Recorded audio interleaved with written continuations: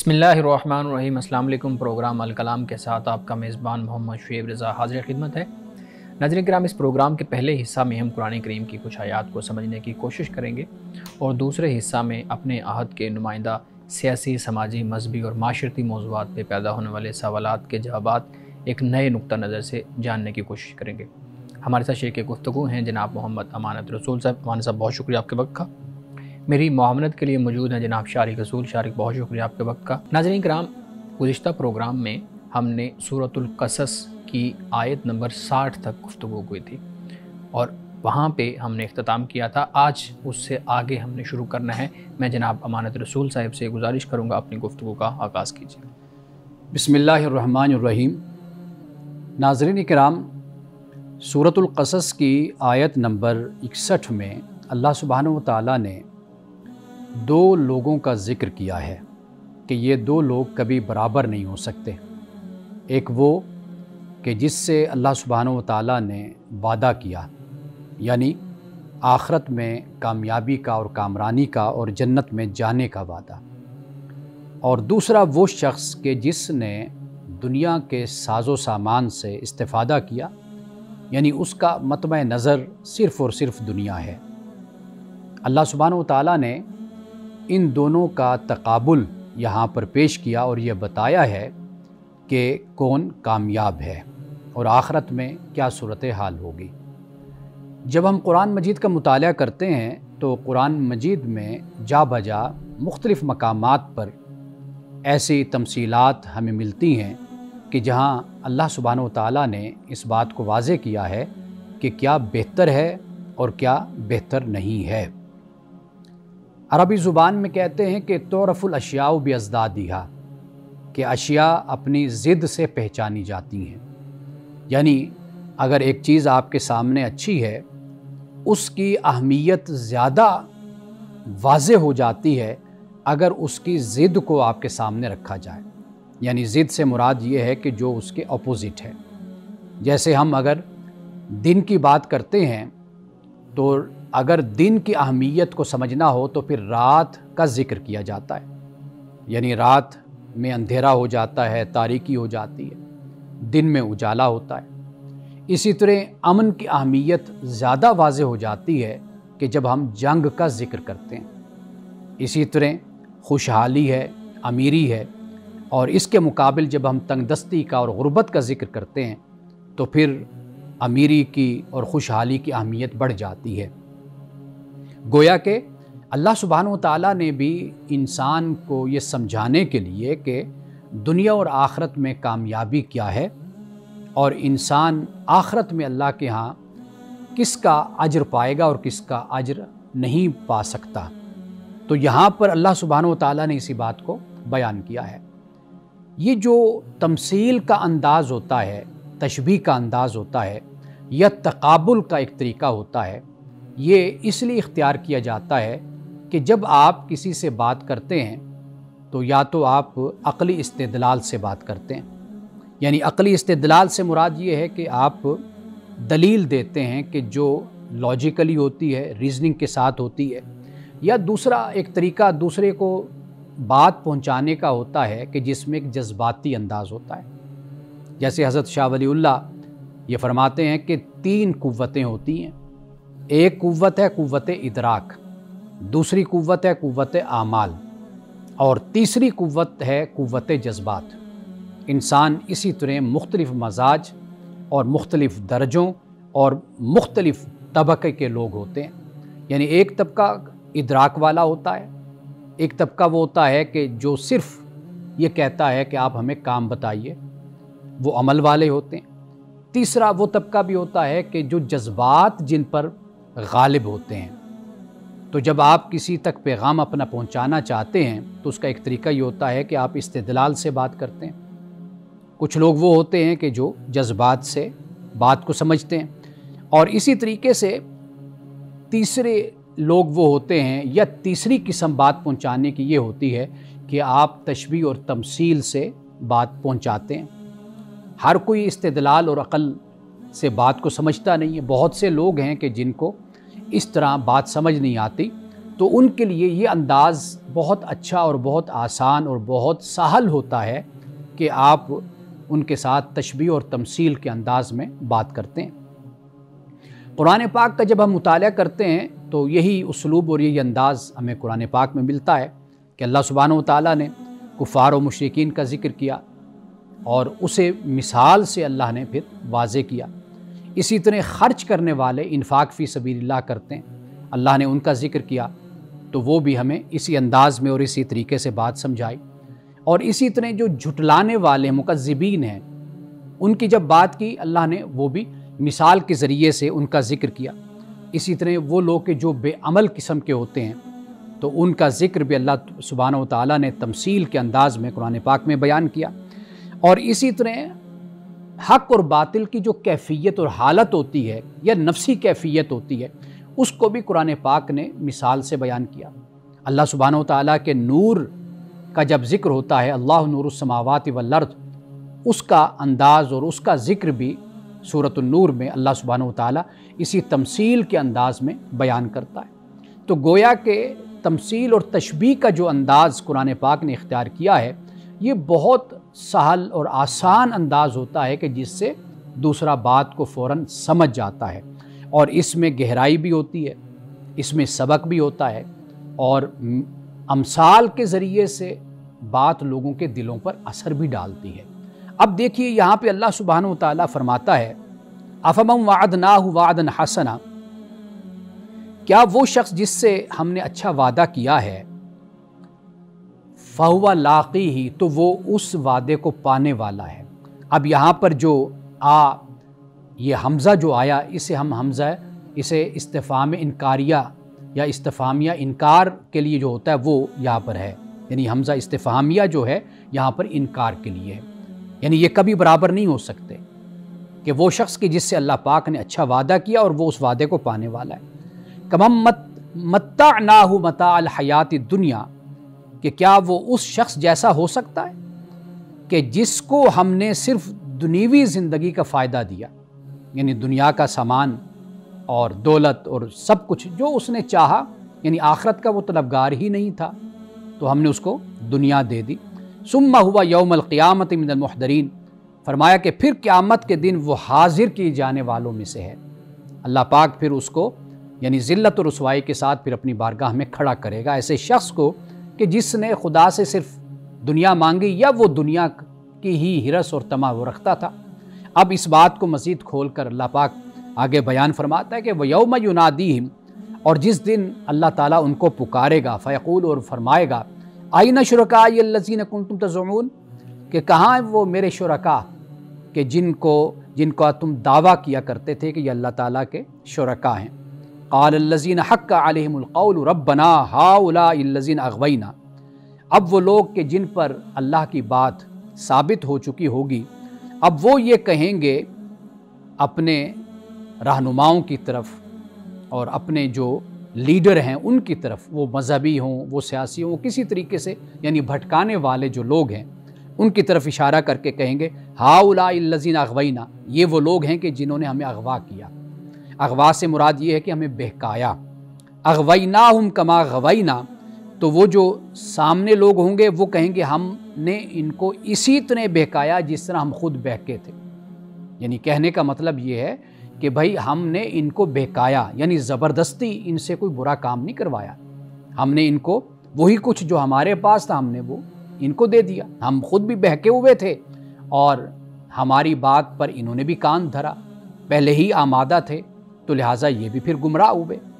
अब इसके बाद फरमाया तबर्राना इलैका, कि हम इनसे बरात करते हैं, यानी इन लोगों से जो हमारे पैरोकार हैं, हमारे पीछे चलने वाले हैं, अंधी तकलीद करने वाले हैं, आंखें बंद करके चलने वाले हैं, बुराई को बुराई न कहने वाले हैं और अच्छाई को अच्छाई नहीं कहते, तो कहा कि भाई हम इनसे बरात का आज ऐलान करते हैं। मा कानू इयाना याबुदून, ये लोग हमारी इबादत नहीं करते थे, यानी अक्सर इनके अपने मकासिद थे जिनको ये हासिल करना चाहते थे। वक़ील दुऊ शुरकाकुम फदअूहुम फलम यस्तजीबू लहुम वराउल अज़ाब लौ अन्नहुम कानू यहतदून, और कहा जाएगा कि अपने शरीकों को बुलाओ तो वो उनको पुकारेंगे तो वो उनको जवाब नहीं देंगे। यानी असल जो दोस्ती और ताल्लुक़ होता है दुनिया का वही होता है जिसे कुरान पाक ने कहा अल-अखिल्लाउ यौमइज़िन बादुहुम लिबादिन उदुव्व इल्लल मुत्तक़ीन। फरमाया कि जो दुनिया में दोस्ती तकवा की बुनियाद पर होगी वही आखिरत में दोस्ती होगी।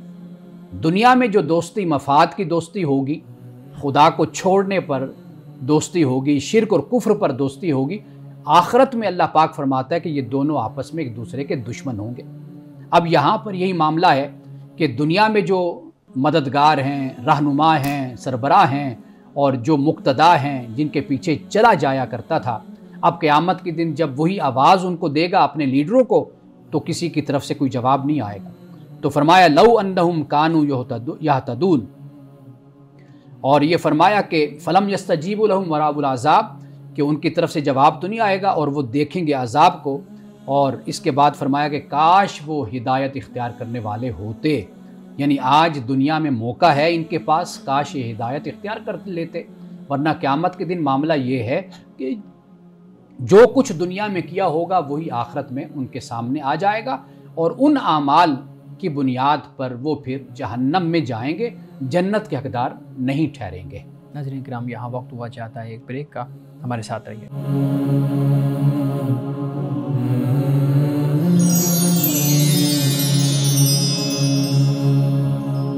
वेलकम बैक नाज़रीन। अमाना साहब, बहुत शुक्रिया, आपने बहुत मुदल्लल अंदाज में कुरान करीम का वो उसलूब जो बहुत अहम है, तमसील के ज़रिए बात समझाने वाला, तशबीह के ज़रिए बात समझाने वाला, उसकी वजाहत की।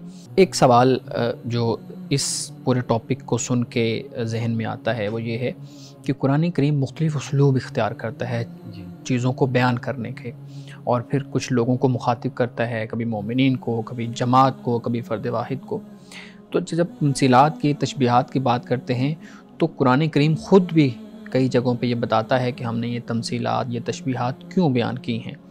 तो मैं चाहूँगा कि आप उसको भी वाज़ेह कीजिएगा कि कुरान का ये जो उसलूब है, ये कुरान ने क्यों इख्तियार किया है, अल्लाह रब्बुल इज़्ज़त ने तमसीलात और तशबीहात का जो पूरा मामला है ये कुरान के अंदर क्यों रखा है। आपने मुख्तसर उस पर बात की है कि इससे बात समझ आ जाती है, लेकिन मैं चाहूँगा कि कुरान इसके बारे में क्या कहता है, उस पर गुफ्तगू कीजिएगा। अच्छा, कुरान मजीद में जो मरकज़ी मौजू हमें मिलता है वो है तौहीद और आखिरत। ठीक है। और तौहीद और आखिरत का जो इनकार है करने वाले, उनको दर हकीकत अल्लाह सुब्हानहू व तआला ने तमसील के ज़रिए से बात समझाई और बात को बयान किया है। यानी तौहीद के हवाले से जब कुरान पाक ने बयान किया, अब आप देखिए कि एक जगह पर अल्लाह सुब्हानहू व तआला सूरतुल अनकबूत में इस बात को बयान करता है कि मिसाल उन लोगों की कि जो अल्लाह को छोड़कर दूसरों को माबूद बना लेते हैं, तो कमासलिल अनकबूत, कि जैसे एक मकड़ी का घर होता है, जाला होता है, वो वैसे उनकी हैसियत होती है। और इन्ना अवहनल बुयूत, कहा कि घरों में सबसे ज़्यादा जो कमज़ोर घर होता है वो मकड़ी का घर होता है। तो यहाँ पर यानी तौहीद के तसव्वुर को वाज़े करने के लिए और शिर्क को रद्द करने के लिए अल्लाह सुब्हानहू व तआला ने यहाँ पर इस मिसाल को बयान किया। यानी ये एक तमसील का अंदाज़ हो जाता है। इसी तरह आप देखिए कि एक और मकाम पर अल्लाह सुब्हानहू व तआला ने कहा कि एक शख्स है कि जिसके दो आका हैं, एक वो ग़ुलाम है कि जिसका एक आका है। तो वाज़े बहुत बात है कि जो एक जिसका आका है वो ज़्यादा महफूज है और ज़्यादा सुकून में। यानी जैसे आप देखिए कि घर में एक मुलाजिम और 10 आवाज़ देने वाले हों तो वो बेचारा चकरा जाता है, परेशान हो जाते हैं। अगर एक ही मुलाजिम हो और एक ही उसका बॉस हो तो वो आसानी में रहता है कि वही उसको, यानी यहाँ से जो ग़ुलामी है इंसानों की, कि इंसान इंसानों की ग़ुलामी करता है, तो उससे क्या इंसान का मजाज, क्या कैफियत और क्या हालत और क्या शख्सियत परवान चढ़ती है, कुरान पाक ने उसको भी बयान किया है। और आप ये देखिए कि अल्लाह सुब्हानहू व तआला इंसान को अक़ल पर ज़्यादा मुतवज्जे करता है, शऊर पे, अक़ल पे, कि गौर फ़िक्र इस पर। अब देखिए कि सूरतुल आराफ में ये फरमाया लहुम कुलूबुन ला यफ़क़हून बिहा व लहुम आयुनुन ला युबसिरून बिहा व लहुम आज़ानुन ला यस्मऊन बिहा उलाइका कल अनआम। ये ऐसे लोग हैं कि जैसे जानवरों जैसे, बल हुम अदल, बल्कि उससे भी बदतर है। यानी जिनके पास दिल है वो सोचते नहीं हैं, आँखें हैं देखते नहीं हैं, कान हैं सुनते नहीं हैं। अब यहाँ पर कल अनआम यानी वो ऐसे जैसे जानवर होते हैं। अब ये उसलूब, ये जो अंदाज़ है, वो तौहीद का मामला हो, वो आखिरत का मामला हो, वो बिल्कुल आसान मिसालों के साथ एक बड़े इशू को, बड़े मसले को इस तरह एड्रेस किया जाता है कि बात फिर जहन से निकलती नहीं है। बहुत मुश्किल मसला भी कोई हो ना, यानी अगर आप घंटे की तकरीर करके बैठें तो आप किसी से पूछें भाई आपने मेरे लेक्चर से क्या सीखा, शायद वो ना बयान कर सके। हाँ, अगर आपने अपने लेक्चर के दौरान एक मिसाल दे दी हो ना, तमसील के साथ बात की हो, वो एग्जैक्ट जाकर इंसान के जहन को अपील करती है और इंसान उसको कैप्चर भी कर लेते और याद भी कर लेते हैं। फिर जब अगर आप पूछेंगे तो और सब कुछ भूल जाए, लेकिन वो मिसाल इंसान को ज़रूर याद रहती है। बिल्कुल ऐसे ही। अच्छा मौलाना साहब, मैं ये भी पूछना चाहूँगा कि अहादीस मुबारक में, अहादीस रसूल सल्लल्लाहु अलैहि वसल्लम में हमें ये पहलू किस हद तक नज़र आता है? देखिए, अंबिया अलैहिस्सलाम के जो अपनी गुफ्तगू है, अपना कलाम है, उसमें बहुत ज़्यादा तमसीलात हमें नज़र आती हैं और कहीं ज़्यादा हम देखते हैं तो हज़रत मसीह अलैहिस्सलाम की जो तमसीलात हैं वो भी बहुत मुअस्सिर और असर अंदाज हैं वो आपकी तमसीलात। ठीक है। इसी तरह रसूलुल्लाह सल्लल्लाहु अलैहि वसल्लम की अहादीस में भी मिसाल के तौर पर मोमिन की शख्सियत को जब वाज़े किया तो उसको बड़े ख़ूबसूरत तरीके से आपने बयान किया। हज़रत अब्दुल्लाह इब्न उमर से ये बात रिवायत है कि जब रसूलुल्लाह सल्लल्लाहु अलैहि वसल्लम ने फरमाया कि मोमिन, एक तशबीह दी आपने, तो कहा कि भाई मेरे जहन में इसका जवाब था कि रसूलुल्लाह ने जब पूछा तो, लेकिन मैं बच्चा था तो मैं आपकी बारगाह में न बोल सका इस बात से। और इस तरह बहुत से हमें हवाले मिलते हैं कि रसूलुल्लाह ने मोमिन की मिसाल दी। इसी तरह आपने एक अच्छे दोस्त की मिसाल दी। तो वो ऐसी मिसालें अंबिया अलैहिस्सलाम की तालीमात में, आपकी गुफ्तगू में हमें मिलती हैं। बिल्कुल ठीक है। और हम देखते हैं कि बुजुर्गान दीन के जो अशार हैं, उनके अक़वाल हैं, उसमें बहुत ज़्यादा वो मिलती हैं। जैसे हमारे यहाँ एक मशहूर मिसाल है ना कि आप अगर एक खुशबू वाली दुकान के अंदर से हो के आएंगे तो आप उस खुशबू के उसमें हसार में होंगे। अच्छा मौलाना साहब, ये एक रिवायत भी बयान की जाती है, यानी रसूलुल्लाह सल्लल्लाहु अलैहि वसल्लम से मंसूब ये एक रिवायत भी, कि जैसे एक कोयले की कान है, कोयले की कान नहीं, जो कोयला वहाँ पर बैठे अपना, ठीक है, जैसे लोहार का वो कारोबार होता है, तो आप वहाँ पर बैठेंगे तो आपके कपड़ों पे स्याही लग जाएगी। बिल्कुल सही। इसी तरह आप अगर खुशबू की दुकान में जाते हैं, इत्र की, तो वहाँ पर बेशक आप खुशबू ख़रीदें ना ख़रीदें, लेकिन आपके जिस्म से, कपड़ों से खुशबू आती है। तो ऐसी रवायात हमें मिलती हैं। बिल्कुल ठीक है। अच्छा मौलाना साहब, आपने ये ज़िक्र किया है कि हज़रत मसीह अलैहिस्सलाम की हमें बातों में, उनकी गुफ्तगू में हमें बहुत ज़्यादा तमसीलात का ज़िक्र मिलता है। मैं ये जानना चाहूँगा कि क्या जो साबका कुतुब हैं, इल्हामी कुतुब जो रसूलों पे नाजिल हुई, उनके अंदर भी हमें ये तशबीहात, तमसीलात का तरीक़ाकार या तकाबुल का तरीक़ाकार मिलता है, या सिर्फ़ ये कुरान करीम का ही ये उसलूब है? नहीं, ये तमाम किताबों में है। इल्हामी किताबें तौरात है, इंजील है, और वाज़ेह बात है कि उसमें अंबिया अलैहिस्सलाम के वाक़यात अगर बयान हैं तो उनके अक़वाल भी उसमें नकल किए गए हैं। मिसाल के तौर पर आप ज़बूर पढ़ कर देखिए, हज़रत दाऊद अलैहिस्सलाम की जो इस बाइबल में आपको आखिर में ज़बूर पूरी दर्ज है, वो उसमें आप देखिए बहुत सी आला मिसालें हमें आबिदीन के हवाले से, नेक लोगों के हवाले से, और अल्लाह सुब्हानहू तआला का बंदे से ताल्लुक़ के हवाले से, ज़िंदगी की फ़ना के हवाले से, और फिर उसके बाद आखरत का मामला है उस हवाले से बहुत सी ऐसी अमसाल हमें मिलती हैं कि जहाँ पर बयान किया गया इन बातों को। बिल्कुल ठीक है। हमारे सब कुछ हमारे जो नाज़रीन हैं उनके सवालात भी होते हैं, तो हम हर प्रोग्राम में कोशिश करते हैं उनको ज़रूर एड्रेस करें। मैं आपके सामने सवाल रखूँगा हमारे नाज़रीन की तरफ से जो भेजा गया है। सवाल ये है, ये किसी खातून का सवाल है। वो कहती हैं जी मेरा बेटा है, उसकी उम्र तकरीबन 19 साल है और वो 9th क्लास में पढ़ता है, तो उसका जो ज़हन है वो पढ़ाई में तेज़ नहीं है। अब वो तेज़ नहीं है, मुराद शायद यही है कि वो ज़हीन नहीं है। तो इसका कोई हल बता दीजिएगा कि वो उसका जो रुझान है वो पढ़ाई की तरफ ज़्यादा हो जाए। अच्छा, एक बात तो ये है कि अगर कोई ऐसा मसला हो तो जो मुताल्लिका डॉक्टर है या जो भी इससे मुताल्लिक जो माहिर है, एक तो उससे रब्ता किया जाना चाहिए, ताकि अगर कोई ऐसी कोई जिस्मानी या कोई दिमागी कमज़ोरी है तो बाकायदा तौर पर उसका इलाज किया जाए। ठीक है। और जो हमारे बुज़ुर्ग हैं उनका भी तरीका हमेशा यही रहा कि अगर उनके पास कोई आया वजीफ़े के लिए, दुआ तो वो ज़रूर करते हैं, इसमें कोई शक नहीं है कि दुआ में बड़ा असर होता है, तो दुआ तो वो करते हैं, लेकिन वो इस बात की ताकीद भी करते हैं कि अगर ऐसा कोई मसला है तो आप उस तरफ लेकर जाएं, एक बात। दूसरी बात ये होती है कि कई दफ़ा बच्चों की तालीम में दिलचस्पी नहीं होती, उसकी बहुत सी वजूहात होती हैं। मिसाल के तौर पर बच्चे कई दफ़ा ये देखते हैं कि हमारे वालिद का प्रोफेशन क्या है।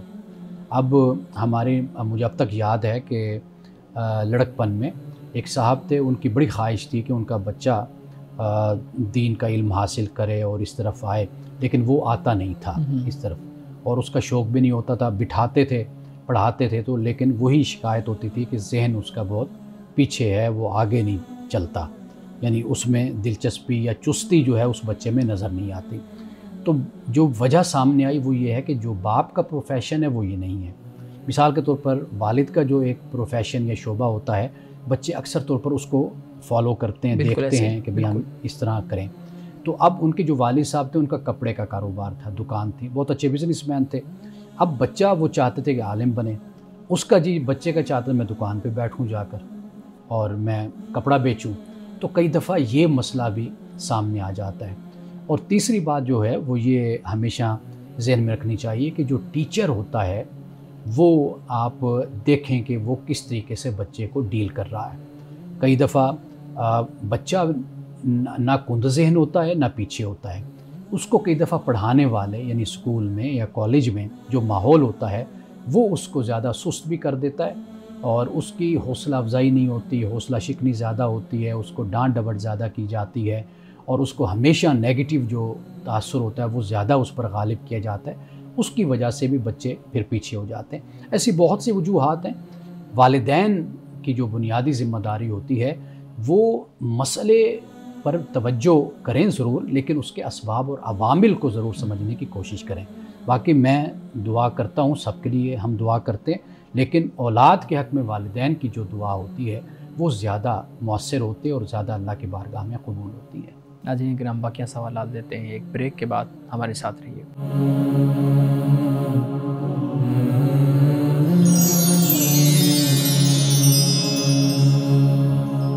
वेलकम बैक नाज़रीन। अमान साहब, आप बड़ी खूबसूरत गुफ्तगू कर रहे थे कि बच्चों को ज़बरदस्ती किसी एक फ़ील्ड की तरफ या उनका रुझान तब्दील करना ये मुनासिब बात नहीं है। हम देखते हैं कि हमारे यहाँ हर एक की ख्वाहिश ये होती है कि उसका बच्चा एक मज़हबी तालीम, जो हमारे यहाँ एक मज़हबी तालीम का वो पूरा पैराडाइम बना हुआ है, वो हासिल करे। चलें, वो कुरान करीम उसने पढ़ लिया है, उसके बाद हर एक की ख्वाहिश ये होती है, हम देखते भी हैं उस ख्वाहिश का इज़हार भी, कि हिफ्ज़ की तरफ बच्चों को ले जाया जाता है। और हम देखते हैं कि कई बच्चे हिफ्ज़ में नहीं चल पाते। अब वालिदैन को इदराक भी हो गया है कि जो कारी साहब हैं, जो उस्ताज़ हैं, वो बता रहे हैं कि बच्चा नहीं चल पा रहा, 6 माह, 7 माह, 8 माह, 1 साल हो गया, वो उसी जगह पे स्टक है या बहुत सुस्त है। लेकिन वालिदैन की ये ख्वाहिश होती है और वो इसमें बच्चे को ही कसूरवार गर्दानते हैं कि तुम क्यों नहीं पढ़ पा रहे, तुम्हारा भाई तो ये देखो, उसने तो 1-1.5 साल में कुरान पाक हिफ्ज़ कर लिया था, तो तुमने 1-1.5 साल में 10 पारे किए या 5 पारे किए। ये जो रुझान है, इसकी वजह से फिर मसाइल बहुत ज़्यादा बढ़ते हैं। आप बताइएगा कि मज़हब इस रुझान के बारे में हमारी क्या रहनुमाई करता है? अच्छा, पहली बात तो ये है कि मज़हब इन चीज़ों को माशरे पर, समाज पर और आपके तमद्दुन पर और आपके तहज़ीब पर इसको छोड़ता है, जो आपका रहन सहन, जो आपका तरीका होता है उस पर, कि आप देखते हैं कि भाई क्या चीज़ बेहतर है, मुफीद है, आप उसी तरफ लेकर चलते हैं। ठीक।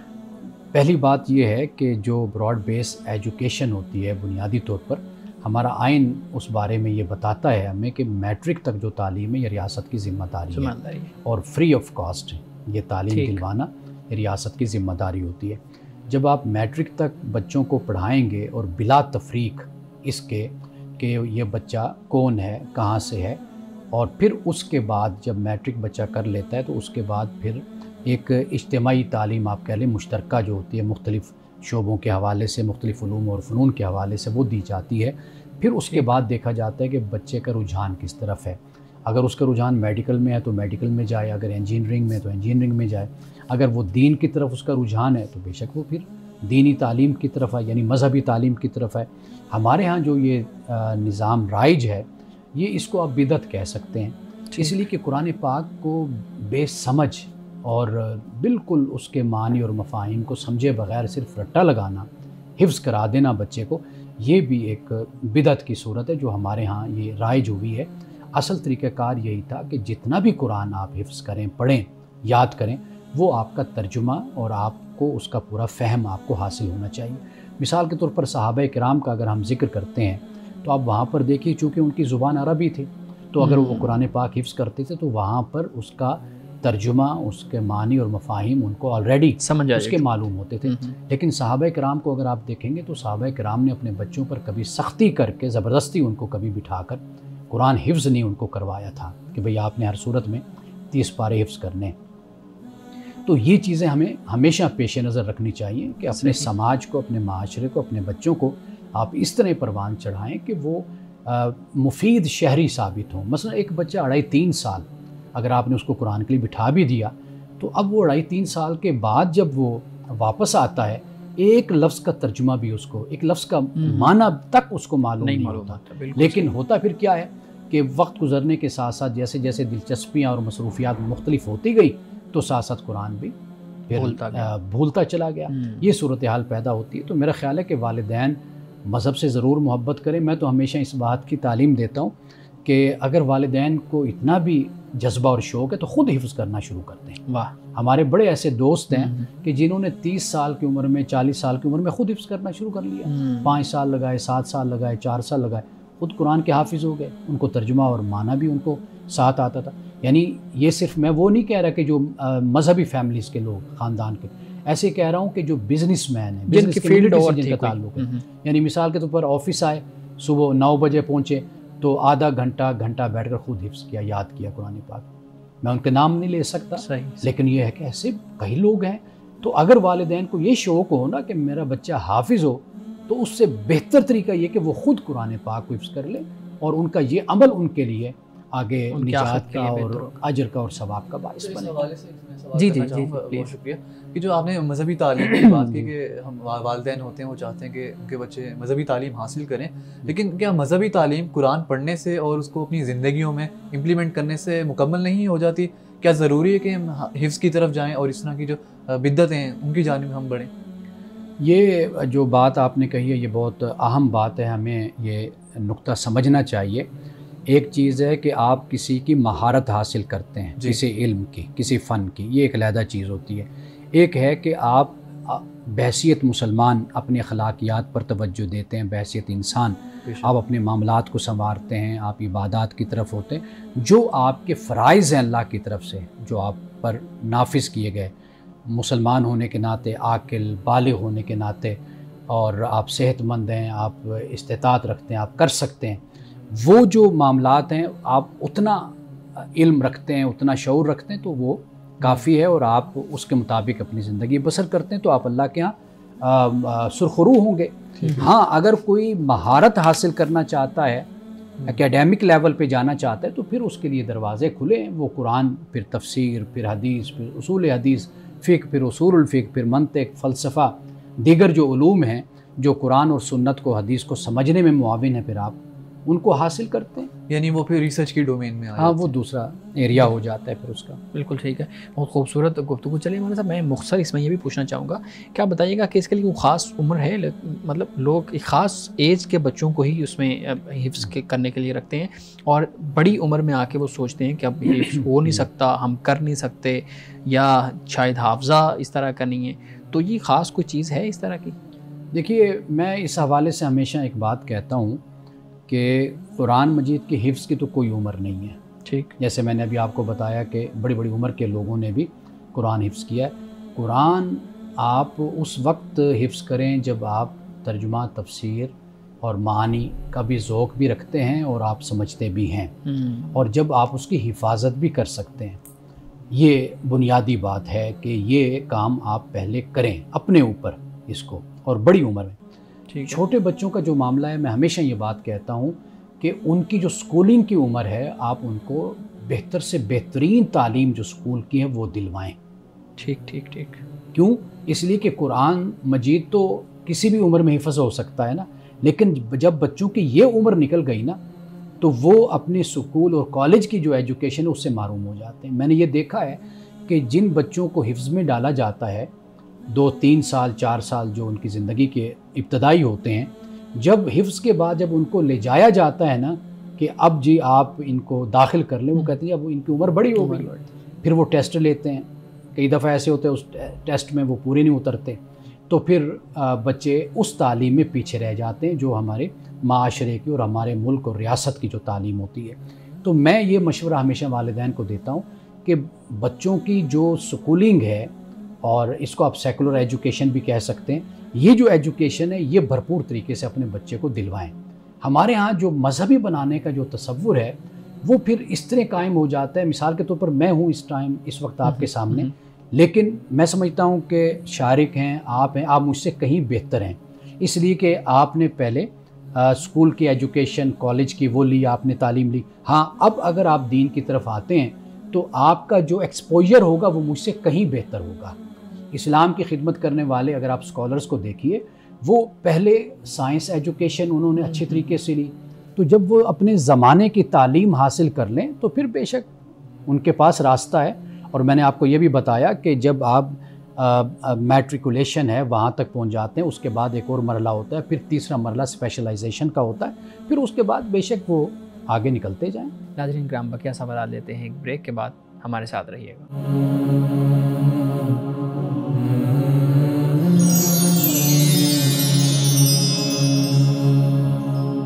वेलकम बैक नाज़रीन। शारिक, आप कुछ सवालात करना चाह रहे थे, प्लीज़ हमारे साथ।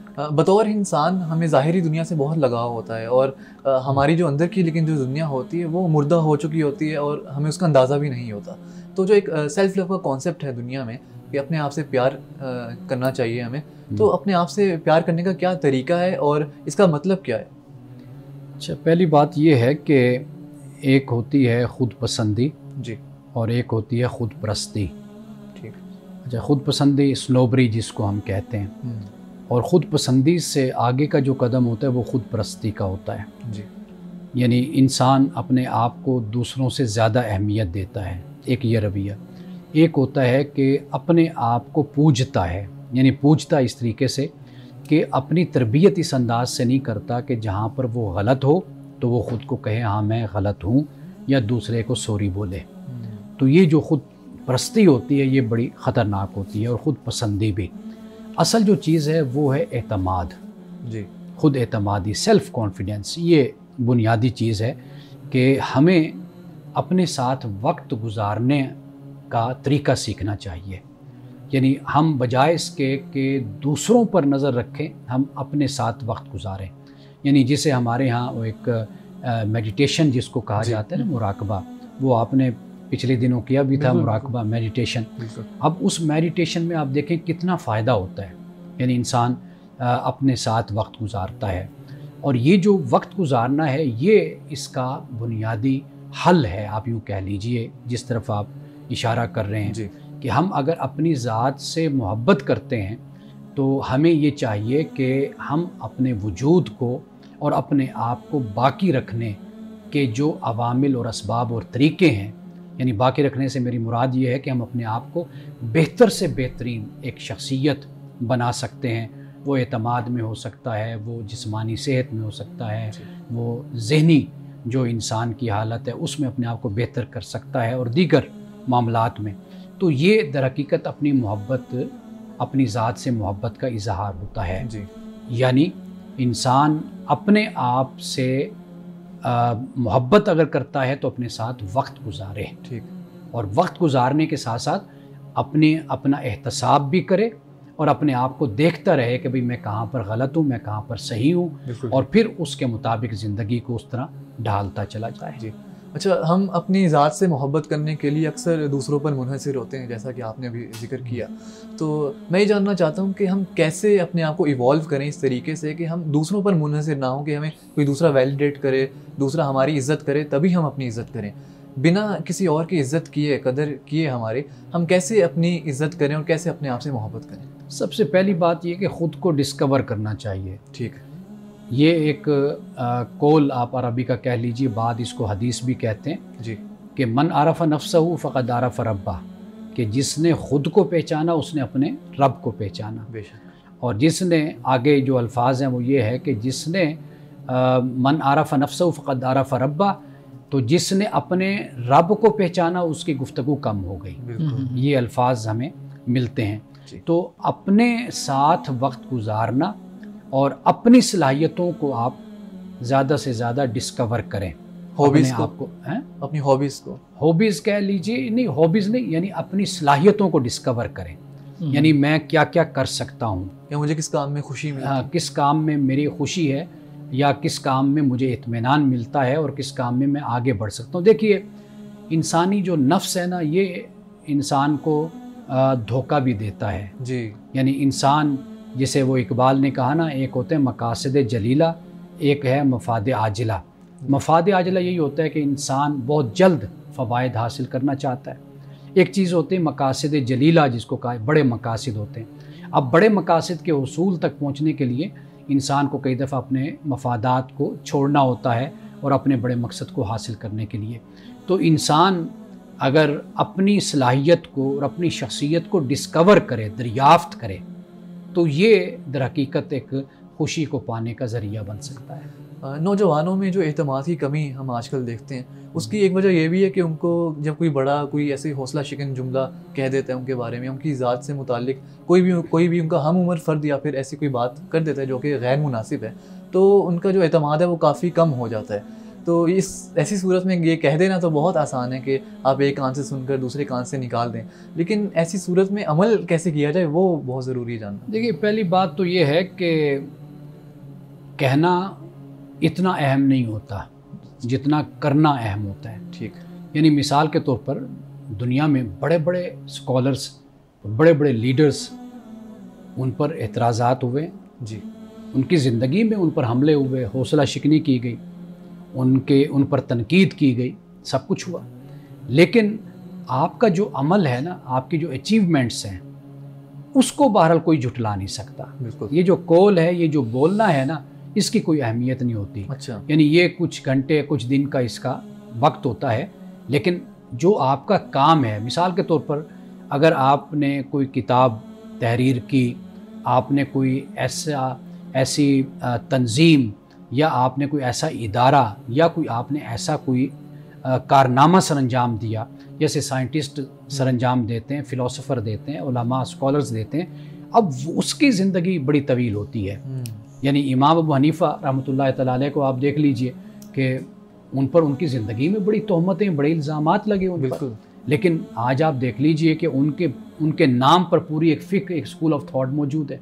इमाम शाफ़ी को आप देख लीजिए, इमाम अहमद बिन हंबल को देख लीजिए, बड़ी बड़ी शख्सियात हैं जी। तो ये जो है ना कि लोग तनकीद करते हैं तो इससे हौसला शिकनी होती है। तो मेरा ख्याल है कि नौजवानों को अपने अचीवमेंट्स पर तवज्जो देनी चाहिए, या फिर ये कि अगर अचीवमेंट्स नहीं है तो फिर उनको अचीवमेंट्स की तरफ बढ़ना चाहिए। अपनी ज़िंदगी में मेहनत और कोशिश से आगे बढ़कर मुकाबला करना चाहिए, ना ये कि किसी के बोलने से, किसी के कहने से एवं ही अपना हौसला छोड़ बैठें और परेशान होकर बैठ जाएं, जी इसने मेरे बारे में ये क्या कह दिया।